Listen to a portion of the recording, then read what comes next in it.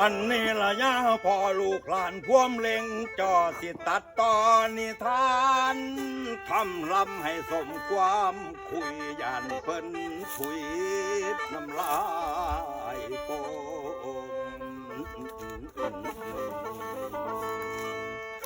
ละหงความรอคอยถ้าสิเอากลับไปซ้อนความโบราณเปิ้นกล่าวเว้าคนเฒ่าเปิ้นว่ามาละปลาซีนบ่ได้กินหนังบ่ได้ห้องหนังสั่งกระดูกแขวนคอนิทานล้ออยู่ทางหน้าสุภาษิตเพิ่นคิดบอกเล่นชีวิตคนยอกย้อนละครเล่กะบ่ปานเฮ้ยคือจังไหนคืนนี้พอลาตรีพ้นผ่านยามเวกันน้ำหมอกย้อยโอ้โอ้โอ้โอ้โอ้ยคอยนอนเพื่อดอกพวง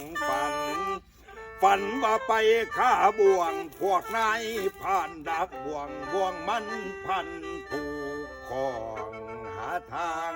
ดินกะบ่ไหว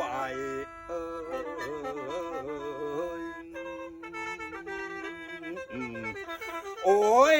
จนอิดหิวริ้วลาเพิ่นหลวงตาเอิญมาโอ้สาย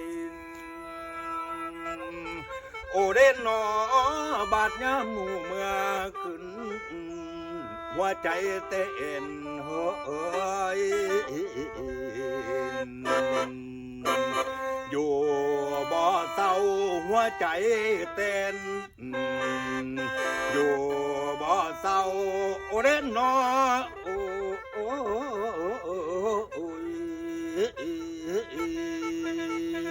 เออเออเออแฟนหมอลำเอ้